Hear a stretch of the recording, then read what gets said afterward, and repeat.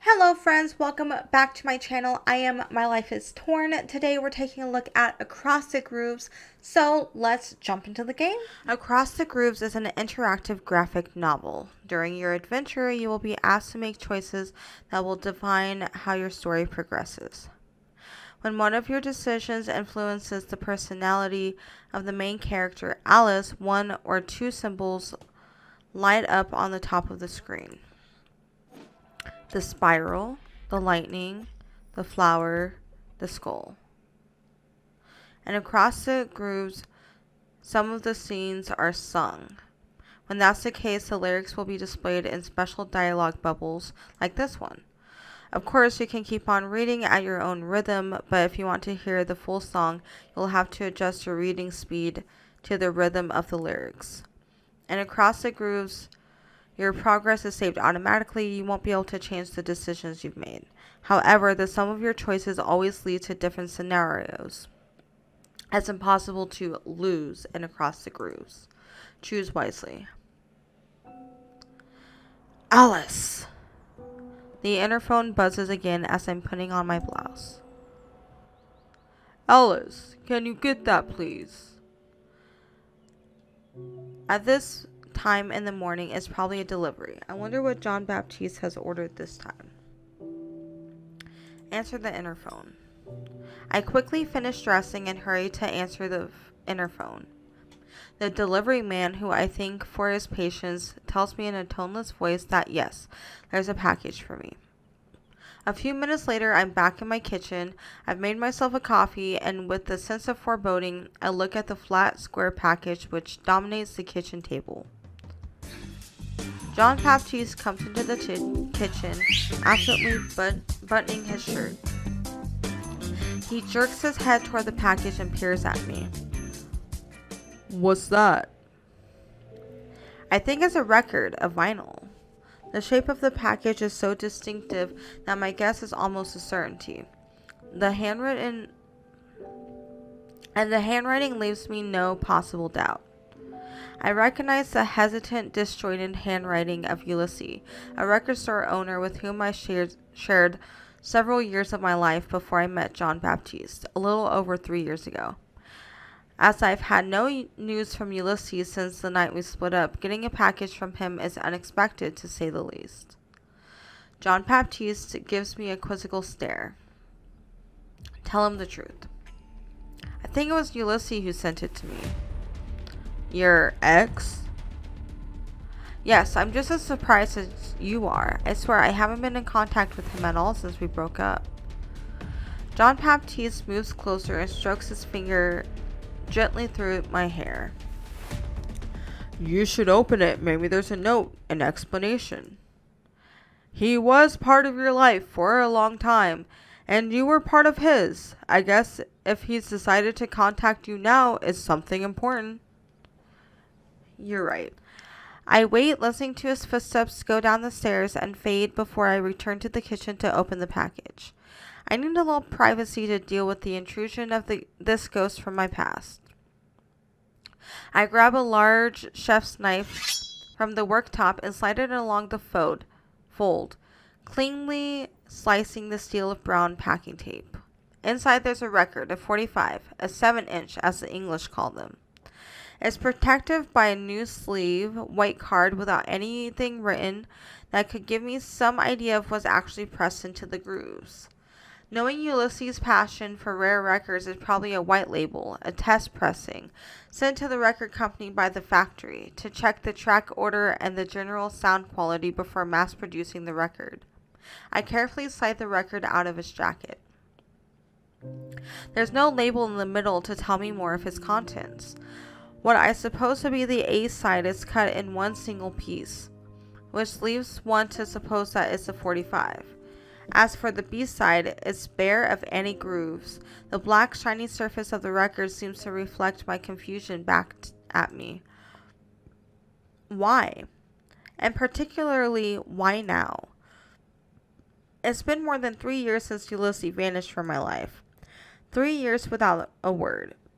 What could have driven him to send me a record now without the least explanation? I take the record, then hesitate again. Do I really want to visit the past now before work? Or wouldn't it be wait till this evening? Listen to the record. I decide not. This can't wait. In any case, if I don't listen to the record now, I won't be able to think of anything else all day.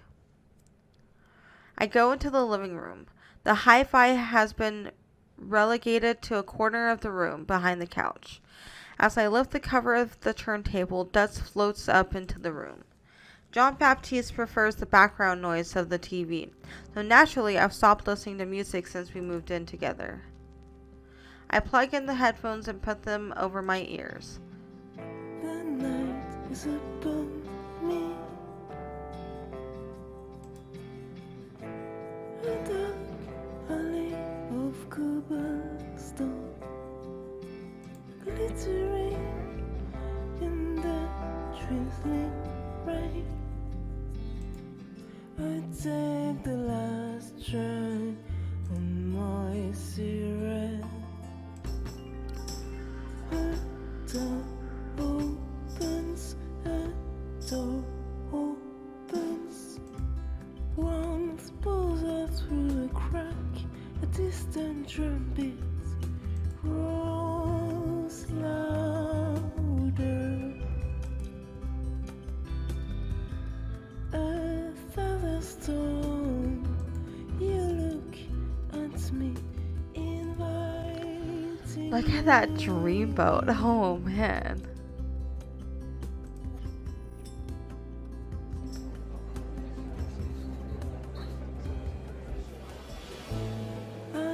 Follow you inside to draws my pain, to draws my pain. This is like kind of heartbreaking. Seeing of others together, but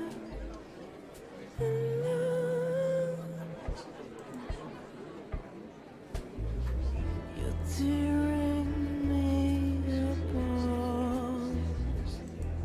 I'm shrinking, you're the one who grows distant. But it's me who's shrinking. I'm becoming someone else in your absence.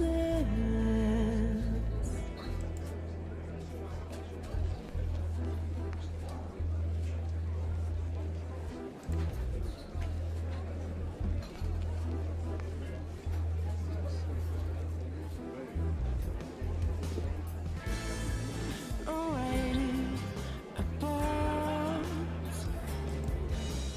even in your presence. Ulysse? He turns and gazes at me sadly. I remember this evening perfectly. This is the day I met Jean-Baptiste. And this is the day Ulysse and I said goodbye. We'd broken up a week earlier, but we had tickets for this concert. I told myself that I didn't want to miss out, that I could handle it. The two of us sharing the same space for just a couple of hours. Big mistake. I hadn't anticipated the wrench I would feel in my heart when I saw him. Yes. I just came to see if you were okay. I'm sorry. Yes, I'm sorry too. Ulysse lowers his eyes, remorseful. I'm gonna go. This was a bad idea. I shouldn't have come here tonight. He goes out the door and moves away. For a moment I falter. Perhaps I should let him go, as he does in my memory. I should push my way to the bar, order a double whiskey, and let Jean-Baptiste buy it for me, then go for coffee with him for a few days later. Ulysse! He stops and looks at me, startled. In a few strides I catch up with him. What a strange dream. Why did you send me a record? A record? I didn't send you any record. Yes, you did. It arrived this morning? White sleeve, no label. Does that ring a bell? Ulysse looks terrified. You weren't supposed to listen to it. Listen, Alice. You have to go back to the bar. You have to do everything like the first time, like in your memory. There may still be time to avoid disaster. No, I don't want to let you go this time. No, I don't want to let you go. Not this time. I suddenly realized how much I miss you, Ulysse. Alice, do what I tell you is for the best. You knew about this. You made me promise.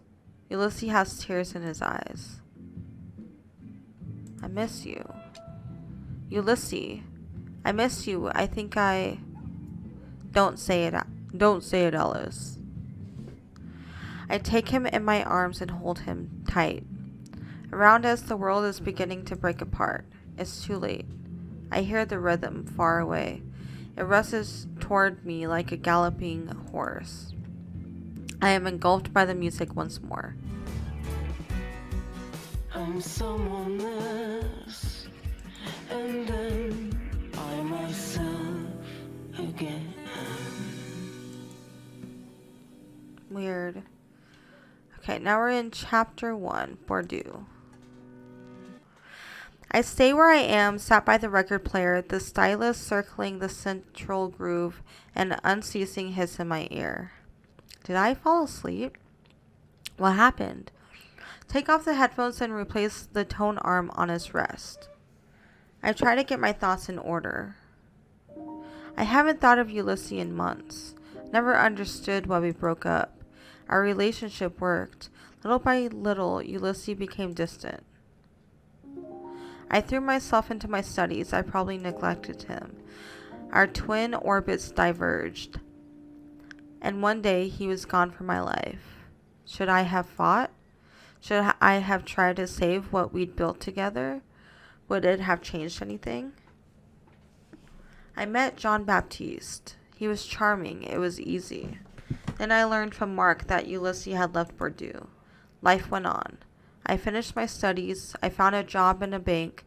We moved in together, Jean-Baptiste and I. We quickly settled into a routine. Weeks, months, years passed without me really noticing.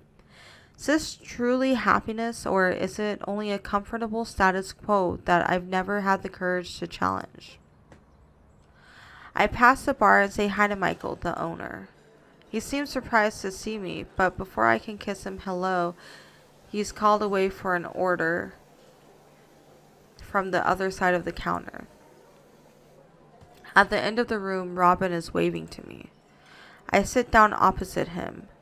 At the end of the table, there's a pram. Marie's gone out to take a phone call. Is everything all right? Oh, yes, I'm guessing it's more problems with the christening. If I'd had any idea what kind of nightmare it was going to be, I'd never have let that priest get his claws into my progeny's spiritual life. It makes Marie happy. And think of it as a good deed. They need fresh meat for the quotas. I really get the feeling that people are getting more worked up about this than they do about weddings. And yet you're not married, so we couldn't really say that you got a reliable point of reference. Robin laughs. That's true, but I promise you I'm immune after all this nonsense. So how things with you? I breathe out a sigh. Well, you're not going to believe this, but I got a package from Ulysse this morning. Ulysse, your ex? Himself. That's surprising, isn't it? You broke up, 3 years ago? What was in the package? A record, a vinyl. That's all? No note? Nothing? No, just the record without any explanation. What was on the record? Did you listen to it? Yes, a 45. No label, no idea of the artist or the group. I try to remember the music itself, but I can't seem to recall the melody. It sounded kind of psychedelic, probably from the 60s. A whole load of memories came flooding back when I listened to it. It was really weird. I really felt like I was actually reliving my past, the night when Ulysse and I broke up. Listen, I don't want to hurry you, but can we order so we can get home before the next feed? Are we going to wait for Jean-Baptiste? Marie and Robin look at me, bemused. Jean-Baptiste? Yes, he was seeing some Chinese customers today, but he shouldn't be much longer. Alice, who's this Jean-Baptiste? I don't know what to say. How can they not know who Jean-Baptiste is? What? Jean-Baptiste, my boyfriend. You know, we had dinner with you quite a few times. We even spent a weekend together this summer on the bay, don't you remember? Marie looks worried. Robin is glancing around nervously. I let out a shaky laugh. You're kidding me, right? Are you sure you're okay, Alice? This summer on the bay, you were with an Arthur. You broke up 2 or 3 weeks after. You never introduced us to any Jean-Baptiste. Robin nods in agreement. I don't understand. I don't remember any Arthur. Oh, my head is spinning. I stand up. Spots dance in front of my eyes. Robin rushes to catch me by the shoulder. Alice, you're scaring me. Are you alright? Yes, I need some air. I turn and hurry through the brasserie. Behind me, I hear Marie say to Robin, let her go. We'll call her tomorrow. Then I'm out in the street. The cool night air helps me to collect my thoughts. A little further away on the sidewalk, I make out the familiar shape of Jean-Baptiste. He's smoking a cigarette. The Jean-Baptiste that I know has stopped smoking. We stopped together. I fumble in my coat pocket. I pull out a packet of Gauloises, half empty.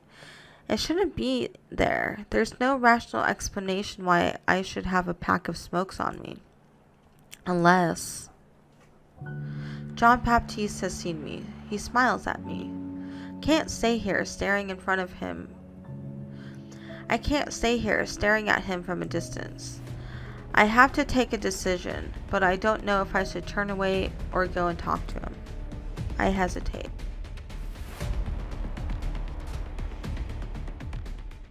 Thank you so much for watching. Don't forget to like and subscribe to be notified for future content. All my social media is going to be linked in the description. I also stream on Twitch at twitch.tv/mylifeistorn, and I will see you guys in the next episode. Bye!